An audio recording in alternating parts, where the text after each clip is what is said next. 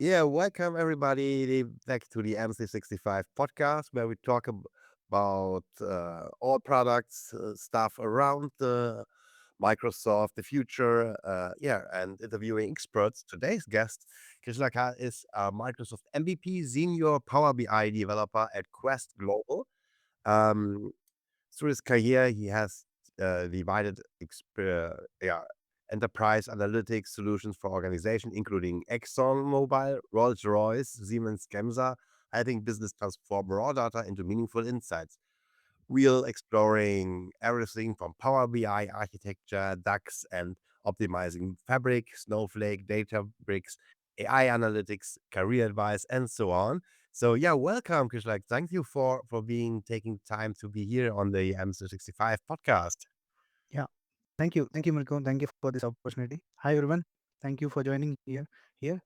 So myself, Krishnakanth. I'm joining in from Bengaluru, India. So overall, I do have 7 years of experience and currently working for one of the service-based firm organization for one of the oil and gas projects. And I'm also a Fabric super user, for which I got the recognition for the data community for all the contributions. So yeah, that's about my short introduction. Yeah. For listeners who don't know you, how have you started your career, and what especially brings you to the data world in the Microsoft ecosystem? Yeah. So initially, I started my career as an electrical engineer. So that's where I used to started my career, and then I already from my childhood I have the weaving of the rocket launches. Basically, where I started my childhood from the Indian Space Research Organization boundary, where all the family of ISRO will be there, where the rocket launches will be keep launching on. So where my father also the part of the launching activities. So that's where I used to think with respect to analytics part, where that's where my during 2020 onwards, I started thinking towards the analytics part. How can I come up with the graphs? How can I come up with the visuals? Like how many launches has been getting involved in each year on year. So how many are getting success? How many are getting failures? So that's where my thinking has started towards the visualization from the electrical engineering. So that's where I made the transition. Awesome. It's interesting. Um, Yeah. a lot of people say now with AI power or other. A lot of people say data. People say Excel is dead because we have Power BI. Now a lot of people say, okay, Power BI is dead because we have AI. What's your view here on this? Yeah, Milko. So most probably, I don't think like we need to be always good with the basic parts and the fundamentals with respect to the Power BI existing ecosystem. I agree partially with things what you're saying. So coming into the AI picture, it completely takes a lot of time down the line if we take it. So it takes some more time where we can see the incorporating of the AI things directly into Power BI. So as of now, a developer can successfully learn if he or she is interested towards working with the Power BI dashboards development. Yeah, I think yeah, Power BI. It's for me, it's the coolest Yeah, product I work, especially in building reports. It's cooler than I don't know, yeah. than the SAP Einstein and so on. But there's a new product. Have you also tried out the Fabric apps? Uh, Fabric apps, I didn't get a chance, Mirko, but I started exploring into the Fabric workloads with respect to the data lakehouse, warehouse, real time Oh, intelligence, yeah, that's cool. data flow gen. Yeah. Um, what will you say? What does Power BI better than traditional reporting tools like, I don't know, Excel or what companies use? Yeah. So mostly when companies, when it comes like there are companies that are using still with respect to the Excel and the Tableau. So when it comes to the Excel, we can able to handle not a huge volume of data. So where there will be having certain restrictions. So where we can access to bring in only limited records into the Excel. So that's where we can go with the Then when there is a huge volume of data, we can go with the Power BI. And when this comes to the Tableau, there is a licensing part which is a bit more costly. So that's where when it comes to the Power BI, for example, if I take a pro license, it will be around $10. If I go for premium per user, it will be around $20.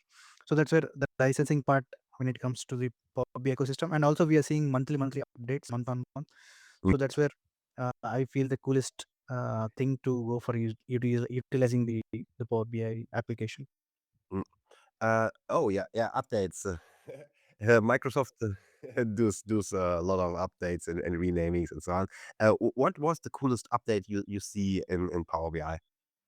Yeah, in the recent point of time, I can see with respect to the date slicer where they have brought with respect to the granularity of last 7 weeks, last 30 days.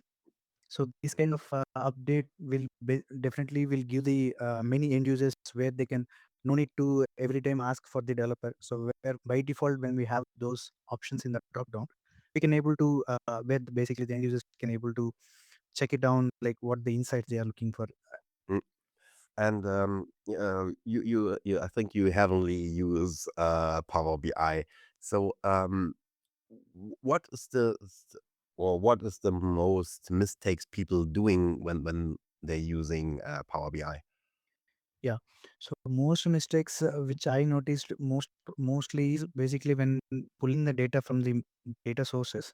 So basically, most people they are directly pulling it into the uh, reporting pane instead of where they need to check for the data quality, how the data quality is in Mm, each column, how the quality is. Like for example, if there is a date column, there will be having textual data, and if mm, there is a textual column, there will be having a certain date related values. So these and all they have to ensure that they are ensuring that data quality is accurate, and they have to check for if there are any errors. They need to ensure that their errors are getting resolved before pulling it into directly into the reporting pen. So they need to resolve all these issues in the Power Query level itself, where we mm, have the Power Query engine inside the Power BI desktop, and also they have to ensure the accurate data types that they are giving. So by default, Power BI will pick some of the other data types. mm, So those things also they have to take care, and then they have to ensure that right data modeling they are before going on to the visualization section. They need to ensure the right data modeling is given between the dimension table and fact tables, and also the cross filter direction also the matters. So they have to ensure always the direction is flowing from the uh, dimension table to fact table, that means into the downstream but not into the upstream. So these are the certain tips where most people makes the mistakes without following these. And so I would suggest these things to be followed so that they can ensure the values are which they are showcasing to the end users are accurate without having any ambiguity. yeah. I think when we look at LinkedIn and the all the Power BI Yep. groups, there it's a new, I think, not really new, but yeah, I think a buzzword. It's scalable Power BI architecture. Yep. All Yep. talk about what does it mean? A scalable Power BI architecture. Yeah. So scalability BA architecture level, if we see, like you're asking for architecture level, how it goes in the companies, or what kind of architecture level you are just want to confirm, Mirko? I read it a lot of times. Does the people write this? What means especially the scalable? Is not all Power BI architecture scalable, or is it something special I have to do that I can say it's scalable? It depends actually. It depends on the project and the data that where team is getting. So that's where the architecture comes into the picture, and he architect where architect has to ensure how and what kind of licenses with respect to fabric if you have. So what kind of fabric license we need to take, either 64 SKU stock keeping unit or more than that we need to go, depending on the workloads we are using. So that's where it depends. The scalability depends on and, it depends on each project to project. If you ask. Yeah, I think there are. I think we had the VM and looking the football games and so on, and yeah, I think also when we talk about Power BI and architecture. There are two teams, two big teams, two favorites. The one side it's the star schema, on the other side play the snowflake schema. Um, Yeah. when do you choose each? I lost your voice in between, Mirko. Can you Yeah, repeat? yeah. Sorry. We have star schema versus snowflake schema. When do Yeah. you choose each? Yeah. So, for example, when we have denormalized tables, like for example, if I want to go with a star schema, so where my dimension tables are all directly connected with the fact tables. So this schema is nothing but where we will be having denormalized tables. Mm, So which is also a best performance wise if we go, which is the best to utilize as a best practice as well. mm, So when I have more number of tables, like for example, if I have product category, if I have product subcategory, mm, in that case, my product subcategory table is not directly connected to the existing sales fact table. mm, So product subcategory table will be connected to the product category, and mhm, then product category table will be getting connected to the sales fact table. mm, So that's where this schema basically we used to call it as a snowflake schema, which is nothing but where we'll be having a normalized tables. So if your requirement is having more number of tables, then I would suggest to have a denormalized tables to make it like 5 tables. If we have to make it as a three, if you have 3 tables, then I would suggest to make it as a one.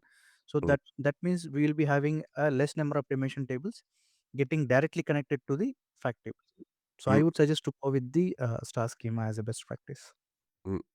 And then we have another versus topic, and there it's on the one side it's Power Query, Yeah, and on the other side is DAX. yeah. What when you use what and why, and what's the difference between Power Query and DAX? Yeah. So if we when we go with the Power Query engine level, like for example, if I don't want to unnecessarily create a calorie columns in the DAX level itself, so where I can say the performance can be reduced. So if I can go with utilizing in Power Query itself, then that would be very helpful where we can improve the performance. Rather than going to Power Query, I would suggest to go with data source itself, because whatever the queries you want to perform or you want to create few more columns based on the conditional columns, Mm, conditional certain conditions based on the existing columns, I would suggest to go and write it in with the data source itself, so that we can ensure that a report will not slow down its performance. mm, So whenever there is a chance of where you want to perform kind of unpivoting columns when your data is not in a structured format, so those cases, in those scenarios, we can go with the using Power Query engine, and where you can perform. And if you have a certain tables of a similar structure where you have 5 to 6 tables, then you can go for appending the queries. mm, If you want to merge two tables based on a common column, for example, if I have leak ID column, I want to merge table A and table B. So based on leak ID column, I can perform the merge transformation. So if I have a similar kind of 10 to 12 date columns where I can see in the column level where I have the values. So I can go with unpivoting the columns where it will gives me the attributes and values. So this is how like we can utilize the Power Query engine level in order to perform certain transformations according to our requirements from the data that we are getting in. When it comes to the DAX, when you want to showcase certain metrics, certain key metrics, so that's mhm, where we can utilize the data analysis expressions which we have by default, and we can showcase certain insights based on certain trends year on year, month on month, or using card visual, KPI visuals. So that's where we can utilize the DAX analysis expressions. mm. Yeah, that's good. What I often see, or one of my personal problems when the Yeah. project become bigger, Power BI getting slow. Um, what's your what's your favorite optimization techniques here to make it uh Yeah. yeah So fast? yeah, Mirko. So basically, we need to we can open the performance analyzer, and where we can able to check from each visual level which how much time it is taking more. So that's how we can analyze by checking the how much time it is taking with each visual. Whichever visual is taking more time, then we need to go and check in the data source. So what kind of how the column is and what kind of data we have. So then we can accordingly we can ensure that switching of import, whether we can switch from import to direct query. So that's where we need to analyze and we need to take certain actions so that we can ensure that the best performance has been achieved, where end users will not feel that visuals are loading for more time. Mm. And m- m- a lot of companies, I think, they're doing giving uh, all people all data. Is there one point? Yeah, we can say the data set becomes too big. Dataset can become huge if they are adding on a daily basis. Mirko, it gets huge. Yes, so they can best way is to go with the live connectivity. So that or a direct connectivity. So it would be good if we can have the data in the Azure analysis service, Mm, so that we can utilize uh, for the reporting point of view. If you say. mm. And did you think we have? I think we have one side. We have the yeah, the user management on Power BI, and we have the user management inside the Fabric. When did you choose what tool for I say governance the to use here? Yeah, governance point of view. So nowadays, like most of the companies and organizations are switching towards the Fabric environment in order to build the reports also into the Fabric environment itself. So I would see like mostly they did now we can see the data flow Gen 2 as well. It has come. So where we have a certain, when it comes to the licensing part, I don't need to take individual licenses actually. So if Mm, I can go with 64 SKU capacity, then I would start working on cleaning of the data by getting my data into Lakehouse and performing data transformations using Dataflow Gen 2.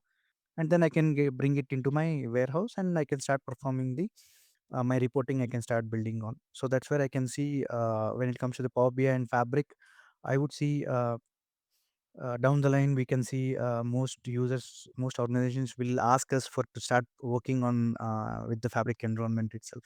mm. Um, yeah, when we talk about governance, a lot of companies or especially tools like that we're saying, we have Intune, we have Entra, and we have Purview. What roles do these play tools play when it's come to yeah, data science on the Microsoft part? Yeah, Purview definitely they will give us the best security level when it comes to security. It would I would see there is a good scope in the future in where we can able to have the good security when it comes to the data science, where they can able to perform certain deploy the machine learning models for seeing the insights, like how they can see the predictions based on the data that they are deploying for the machine for the models. So I would see that good there will be good security for the organizations in the coming time. Yeah, when we look at also at the Microsoft tools and Power BI, it's a part of the Power Platform, and we look at into the Power Pages or Power Pages is the best example. Um, then we have when we read the Microsoft um, Microsoft guides. So we have one part. They say, okay, the best for data is to using Fabric, and on the other side uh, is when you read on the Power Pages, they say, okay, the best thing is to store the data in Dataverse. Um, how did you see? Is there any misconceptions here, or why we have why we have to use Fabric and or um, Dataverse? So I would see there is any misconflict, but when comparing the Power BI pages to Dataverse, the use of Microsoft Fabric will be very essential, I would say, when it comes to the capabilities and the integration with the Dataverse, because the Fabric it provides unified analytics, as it's a unified analytics platform where it includes the data engineering, integration, right? So that's where I can see that it eliminates data by offering a single integrated experience with the one lake. Mm, mm, awesome. Yeah. You're also an expert in DAX. So this is it's my personal pay point. Um, what did you think? Why do so many developers struggle with DAX? Yes, Mirko. So I will explain from my experience. So I also started the from the question where you pointed out. So I am also looking how I can start learning. So when I started with my career into data analytics, so at that time I was also struggling to understand. So how to start, where to start. So at that point of time, I started analyzing uh, by practicing the sample data set. Before going to that, I started analyzing which DAX function when can we use. So what basically that DAX function, for example, if we have DAX function called sumx, so we have to post understanding, we have to take a sample data and we have to start understanding based on understanding of our understanding of with respect to the syntax, then we have to start applying on the sample data. So that gives us a perspective like how for which we are looking for, like for example, if I want to make the multiplication of quantity into unit price, so that's where we have to understand how each row by row the context is calculating and then giving us the sum of the entire records. So we have to understand basically which DAX function is used for which purpose. So when it comes to the requirements, then we have to understand accordingly like which DAX function we need to utilize when it comes to the filtering part, when it comes to the expression level part, when to use the calculate DAX function. So I can go with using the expression followed by filter. So that's where I have started practicing with respect to sample data. So that will give us more exposure, like okay, this function works in this scenario. So that understanding is more very helpful in while starting our initial period with respect to the learning point. Yeah, yeah. Have you a favorite DAX function? So my favorite X function is calculate. Okay. because because for me it took so much time to understand, because where I'm like I was struggling to understand how it actually it works. Because see, if we see syntax wherever we read from the articles, yes, we can say that it is a modifier filter context. What the modifier filter context? So that's Mm, where I started digging. Then I came to know that initially it will be a row context, it will be sitting in a row context by default. mm, So when we want to see the aggregated see the value with respect to the mm, each record level, so when we use the calculate dax function, it will do the context transition from row level to filter level. So mm, that's where it is used for the context transition. So that's where I understood, like, so it took so much time to understand like what exactly what calculation is doing behind the Power BI engine. mm. Yeah, and also DAX is very strong in building the uh, uh, time series and so on, year over year, Yeah, month, day to day, yeah, and so on, and also yeah, all yeah. in this. But I personally often see that when we build their big timetables, yeah, it's getting really really slow. Yeah. What process for can be used for debugging slow measures? So debugging, we need to ensure that we can optimize the measures, so that we need to ensure that while debugging, we need to ensure that whether we are using an optimized measures or not. So Mm, we can go for utilizing the variables. If we feel the recalculation we need among the calculation, so we need to ensure we can go with the using variables, and we can go with the replacing the existing DAX functions with the optimized DAX functionalities, so that it would ensure that it is not slowing down actually. mm, So that's where we can ensure. okay. Um, Also, I think DAX is really strong in building filters. Yes. What are the common filter mistakes?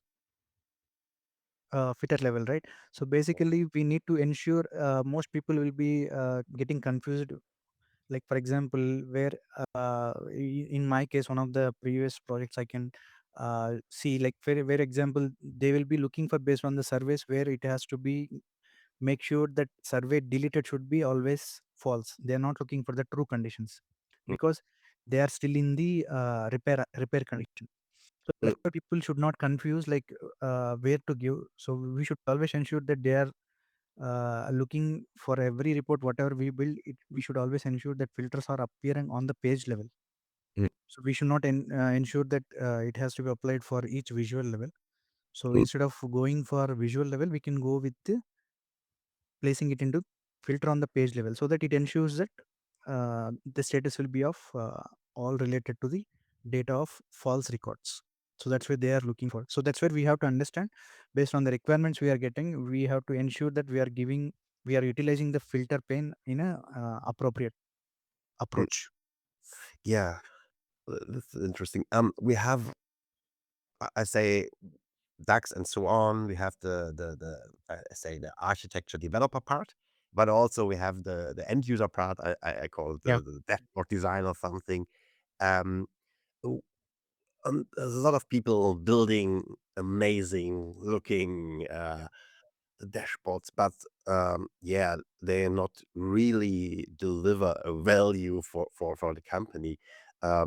What's your tips here to start with dashboard design that's delivered a value? Yes, Mirko. So when it comes to the dashboard development, so we need to ensure the whatever the icons we are placing. So we need to ensure the icons on the left pane, left of the report, and the colors part we need to ensure. When it comes to the conditional, like if you are showing like a status wise, then we can go with kind of showcasing. If it is like in not completed, showcasing the red, in progress showcasing the amber, which is completed, showcasing the green. So based on each activity kind of the visual storytelling you are saying, so you can ensure going to have a simple kind of ensuring all having the textual related to of similar font size and font text type. So Mm, you need to ensure these small things where it becomes a great value adding to the complete report. mm, So that's where I would suggest to go with simple textual icons and heading and subheadings for each visual, and choosing the icons where you can tell the storytelling for the data that we are getting in. So that makes the report very simple and cleaner. yeah. Um, uh, a lot of companies I work for, they say to me, okay, we have here the Excel report and Power BI should look the same. What did you think about this, and why we then use the Power BI when we build the same in Excel? So yeah, Excel basically there is a certain difference, right? So basically Excel level formulas, we if we take, so there are certain formulas wise if we see.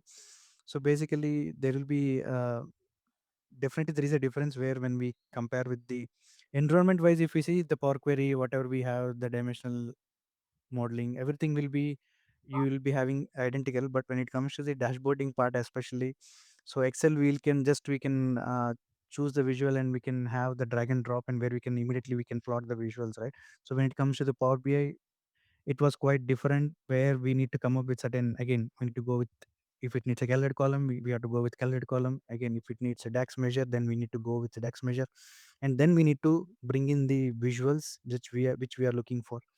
So Mm, that's where there are certain differences, but I would suggest if there is a huge volume of data to if it is not a huge volume as well, then I would suggest to go with the Power BI, to play with Power BI. mm. Yeah, um, I think one cool thing is, or better, on Excel Yeah. we have tabs, and a lot of companies working also a lot with a lot of tabs in Yeah. Power BI. But we have the other cool thing is the drill down. When we use tabs and when we should use drill down. Yeah. So for example, if I have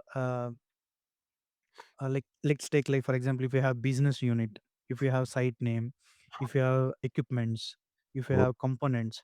So when I want to view in each categorical level of these, like business unit, site name, component, so in that case I would go for using drill down. mm, And also if I want to showcase in with respect to granularity, like year, quarter, month, week, how my revenue is happening, how my sales is happening. And if you want to see how the leaks are happening based on the business unit level, site level, component level, equipment level, then I would go for using the drill down. And also to showcase more certain more detailed information, yes, definitely we can go with drill through as well from each. For example, if I have stacked bar chart, so how the leaks are happening, in which site is it happening more, in which region it is happening more. So then I would go for showcasing a one more table level with detailed information where I can configure the mm, drill through functionality. So that's where we can go for. yeah. And when we start with Power BI, we can choose, I think, yeah, three design part. I don't know the right word. Uh, Uh, we have dashboards, reports, and scorecards. yeah. What's here the difference? Yeah. So Mirko, basically we are to showcase the first layer. I would go with basically I would go with showcasing how, like for example, how the leaks are happening. So I would, for example, if I go with the leaks, if I take the surveys and leaks, I would go with showcasing what are my total leaks are happening. So in the current year, how it is happening.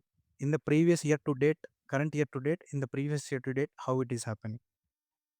So that's how I can come up with KPIs, card visuals showcasing how. So I need to tell what is the total number of leaks, what is its count, and what is its current year to date and previous year to date, how it is happening.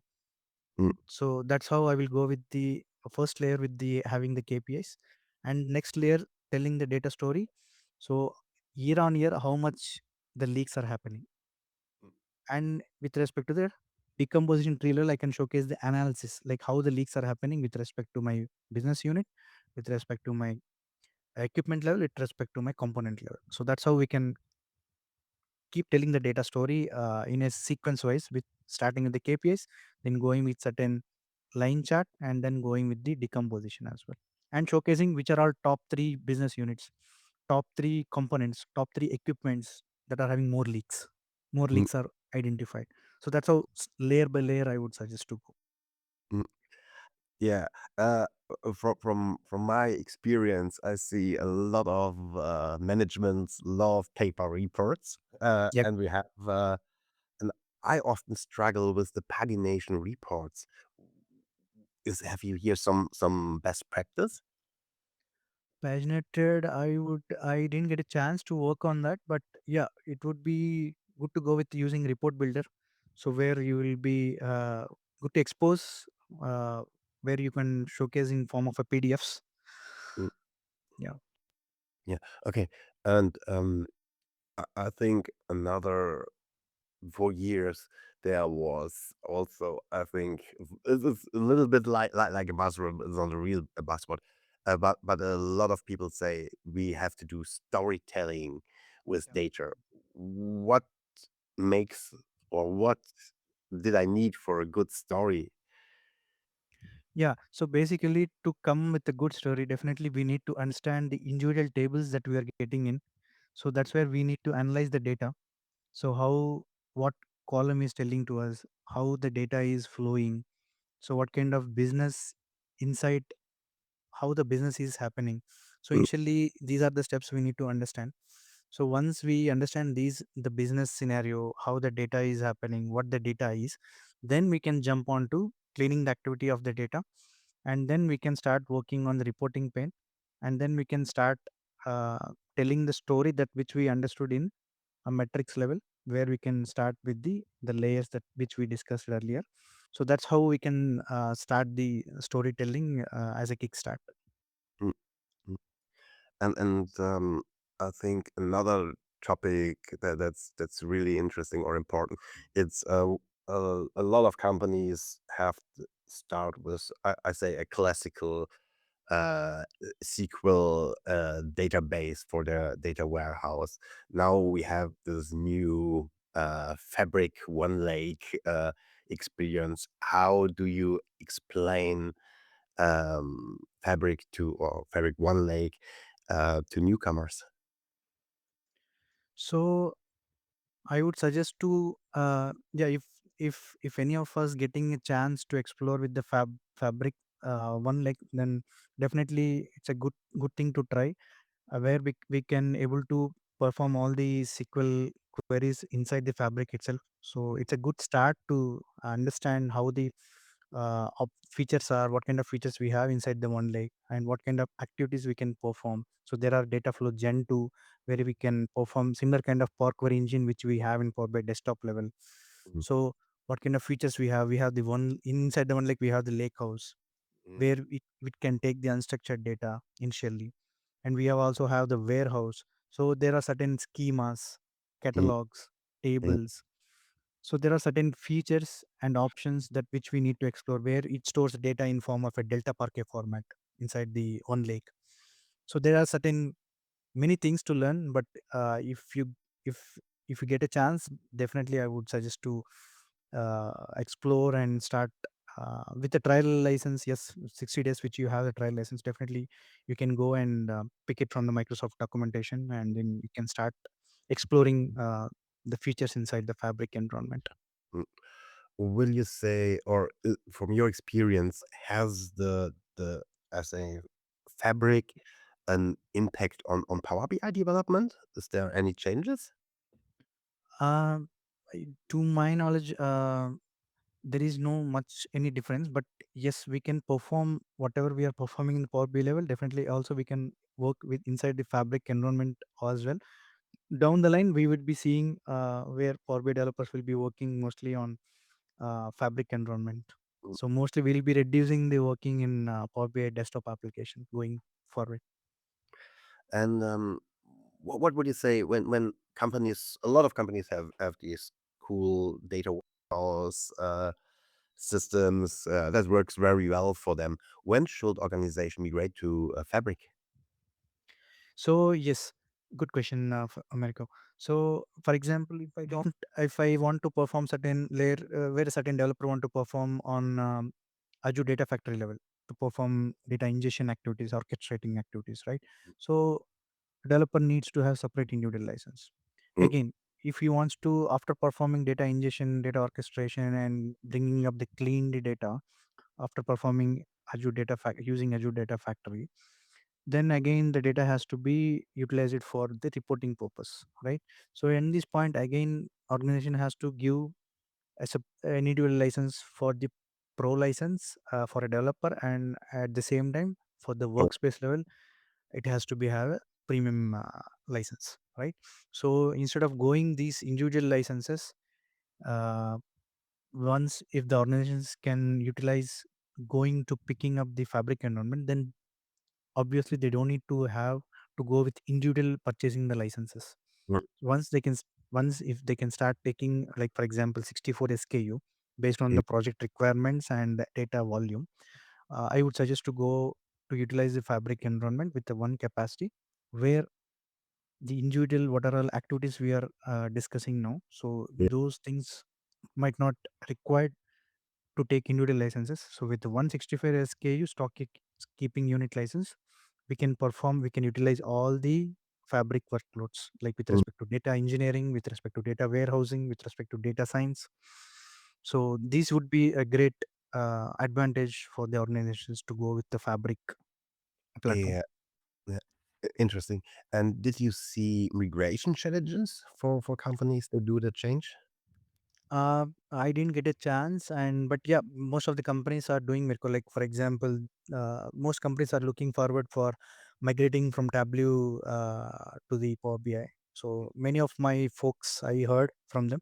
So there are happening. The migrations are happening. So it, yeah, the migrations. There are organizations. Yes, it's migrations are going on from the Tableau to Power BI because as Power BI has monthly updates and costing Mm. wise if we see it's compared to other tools, right? So yeah, it's a good thing that uh, organizations are converting into Power BI. Mm. And did you see Fabric capabilities that are still underestimated? I don't see anywhere that they are underestimated, but definitely it's a good sign that so since there are many features are in preview mode, so I would suggest definitely it will be having a great uh, great scale in the coming days. Mm. Yeah, I see you also work with yeah, with Snowflake and Databricks a lot. Where do they fit into the Microsoft ecosystem from your perspective? So Microsoft perspective, basically, as of now, we can see the Databricks has been integrated with the Microsoft. So usually, when it comes to the project levels, if we see, we are directly connecting on a direct level, not like into the Databricks, but directly we are connecting the Snowflake with the passing the credentials. But I would see like similarly how the Databricks has been connected with the Fabric Microsoft ecosystems. I would see willing to see like how the Snowflake platform will be getting connected to the Microsoft ecosystem. So as of now, we are utilizing the data sources, data of the tables directly from the Snowflake. So looking forward to see the scope in future into the Microsoft ecosystem. Did you think Microsoft Fabric replacing these platforms or working they alongside? It might not replace, but definitely working alongside. So it's a very great. I can see the Fabric in coming days, because it will Mm, not. It will not. Okay.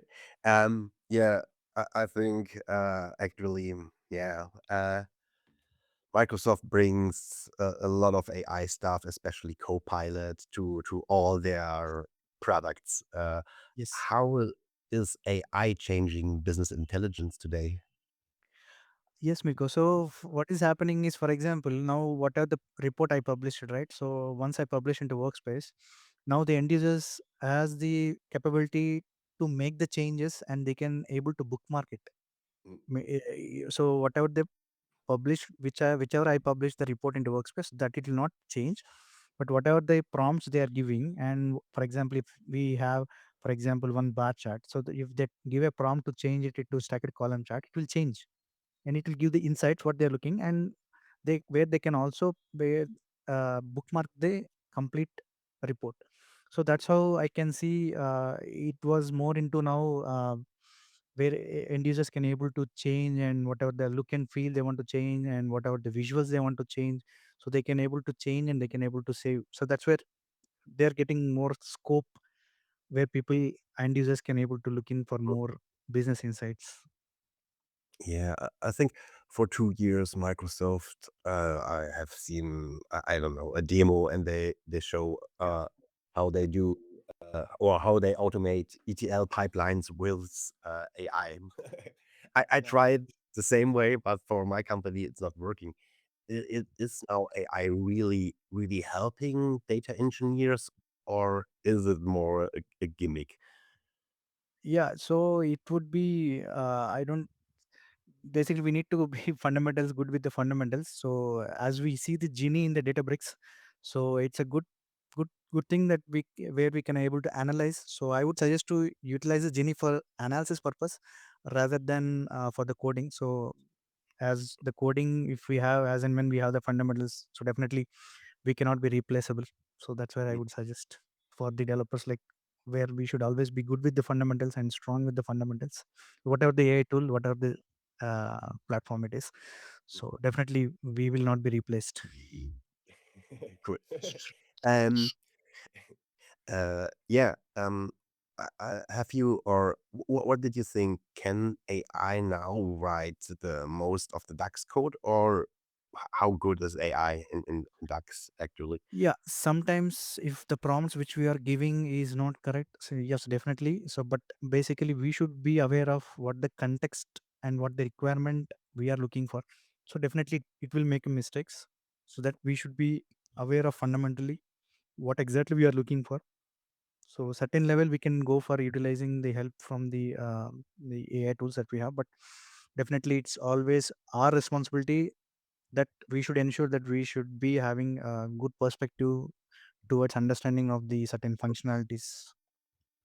Mm, yeah, yeah. What did you think in the age of AI? What should data professionals do to stay relevant? Actually,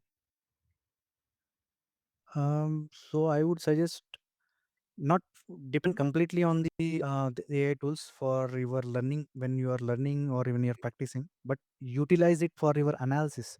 For if you are not able to understand the data of columns, then I would suggest to understand, ask the prompt to understand. So where what the data is happening, what the data is, how should I understand? So if you can ask these type of questions, then you will be coming to conclusion that what the data is, how the data is, what as a reporting developer, what I can bring the insights to the table. Mm, That's where you utilize the AI tools as a best practice, I would suggest, instead of going to utilize for the rest of the calculations. mm, But I would suggest to understand uh, the data point of view, so that you will be the more better when you come up with the storytelling from the report level. mm. Yeah, and yeah, you have of this experience, this awesome experience. You work for Siemens Gamsa. Gamsa. I work for Siemens Healthineers a long time, Great. Yeah. and you also work for Rolls Royce. I hope they give you a company car. I know it's one of the client. It's one of our clients. So yeah, Yeah. it's a good to work with projects. Yeah, it's a great experience. Yeah. Yeah, and I think then you get the company car, you have to change ExxonMobil. but um, no, but yeah, you work for all for these big great companies. What have you learned on this project? What mm, is the difference to yeah this enterprise companies to small projects? Yeah. So each domain is different. So Siemens Gamesa is working into manufacturing, and Rolls Royce into uh, aircraft domain, engines, and the other one into oil and gas. We into upstream, downstream, where we have. So it's a good. What I can say, it's very good experience which I got from the data perspective, and the business managers what they are looking from their perspective. It's always great to learn the many lessons from the especially I feel from the data point of view, because that is the biggest asset we have Mm, for every reporting developer. So I would suggest, if you get a chance, an opportunity in any of these sectors, definitely it would be a great asset for us to understand how their process flows are, how the portfolios are. mm, So definitely it's a great uh, to work with all these kind of based, which I got a chance to work with these clients. mm, mm. And have you one project you can tell a little bit you're really proud of? Yeah, so when I'm working with the aircraft domain, so where I got a chance to work with, so where customers are looking for like where they are exactly looking for how uh, what kind of invoice it is, basically more of the report into invoice where it got paid and how many are due. So they are focusing mainly on overdues. So there are many overdues, so very less when it compared to the paid ones. So that's Mm, where I found it's very interesting report. So there are certain challenges where we are unable to come up with a certain using key DAX functionalities. Like for example, if I take where we are trying to showcase to cumulative sales on a month on month for last 12 months from today. So that's where it's a bit challenging. So at that moment, where the function called is on or is on or DAX, there is this fun DAX function called is in scope DAX function. Exactly, it matched for the requirement, the values that we are looking for. So that's where I found very interesting. Like took more time. So which DAX function when we are looking for. So that's where it's quite challenging. And with respect to the customers as well, they're looking for the insight, like where it gives more overdues. So which aircrafts, which company of aircrafts are giving more overdues.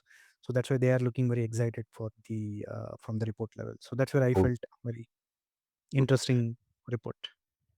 And yeah, we have I think when we build reports and doing the data engineer stuff, we have the one part it's the development part, the other part is the designing part from the dashboards. But there's another, I think, from my perspective, the hardest part, it's the stakeholder management.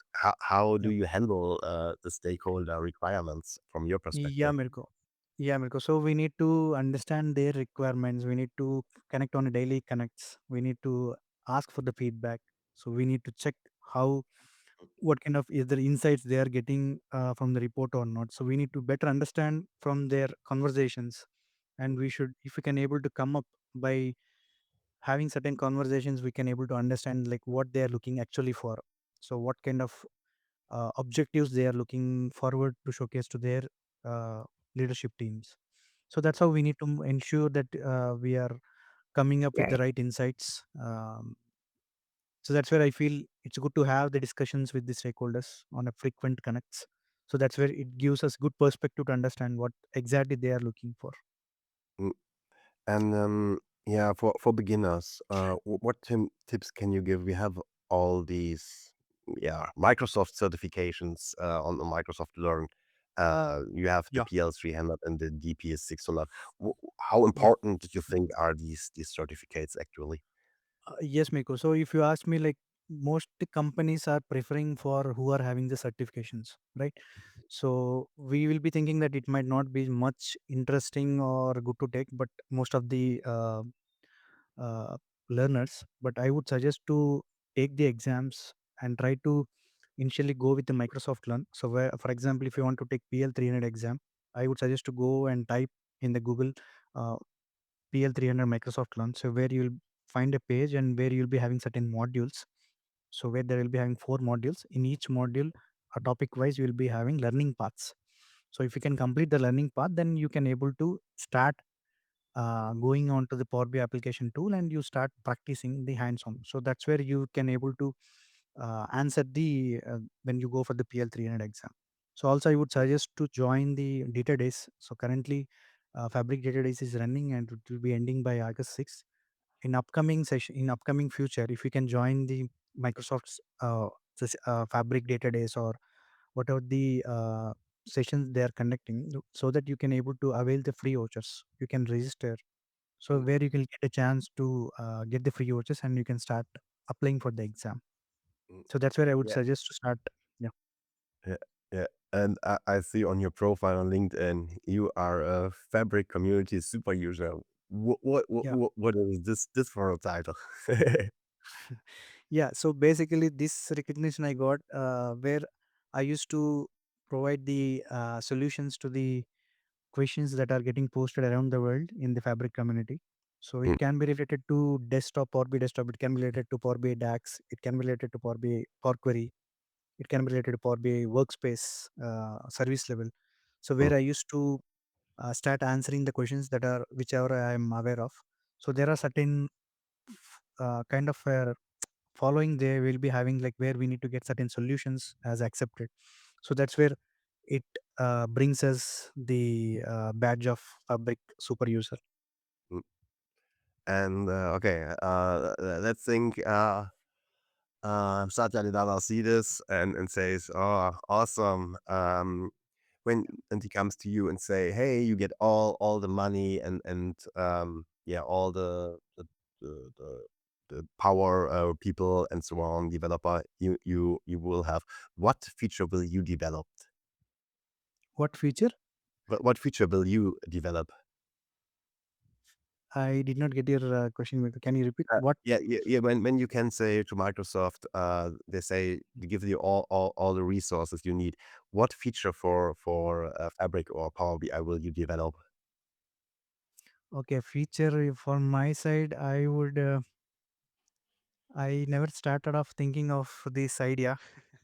I start thinking on this part, Mirko. Yeah. Yeah. Um. Yeah. I have an all sessions, a lightning or rapid fire round. I ask Okay. questions and you give a short answer. So, Yeah. um, coffee, tea, or energy drink during development. Energy drink. Dark mode or light mode? Sorry. Dark mode or light mode? Light mode.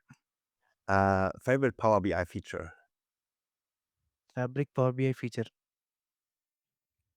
Yeah. One any of the future? What's your favorite? Yeah, of data them? flow Gen 2. Okay. Most underrated Microsoft technology.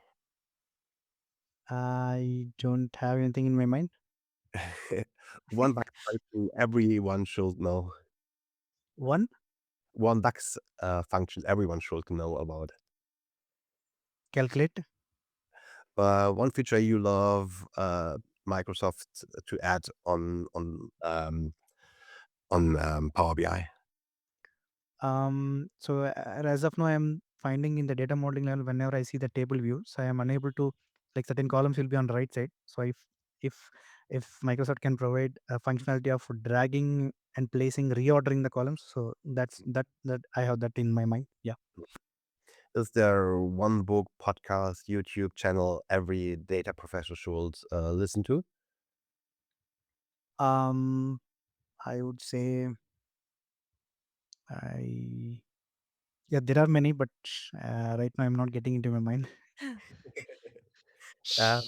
What's your favorite productivity habit? So my favorite productivity habit is to daily you can spend some time on your learnings whichever you feel not more good in. So that's where I feel to start spending some time on a daily basis, so that would improve definitely our productivity. Yeah. So then my one of my closing question is, what did you Yeah. think Power BI looks like in 3 years? So definitely we can see many updates, many updates, and also we'll be seeing how the fabric is getting evolved from the current preview features to generally available and working directly reporting in the fabric environment itself. So that's where I want to see how the fabric is evolving. Awesome. Yeah. So then my last question is, when I should invite or the next guest, who should it be, and what question should I ask them? In the next podcast, what questions you want to Yeah, know? yeah. I should. How should I invite, and what question should I ask? Yeah, so mostly you can ask on the fabric part. I would suggest to go with the fabric on kind of lake houses, warehouses. So how the data is, how which kind of how the volume is, how Yeah, the what the real time intelligence and what kind of applications currently organizations are using. So that's where you can go with completely mostly in the fabric environment. and have you an idea for the next guest? I don't have. I'm happy to hear, Mirko. Yeah, so yeah, this was an awesome session. Thank you for staying here with me this hour, and yeah, thank you for joining the MC65 podcast and sharing your experience on yeah, building scalable power by BI solutions, Microsoft Fabric, enterprise analytics, and yeah, turning raw data into real business value. So thank you for staying here with me, and yeah, this was an amazing session. Thank you a lot. Yeah. Thank you, Mirko. Thank you for this opportunity. Thank you all for joining in. Bye.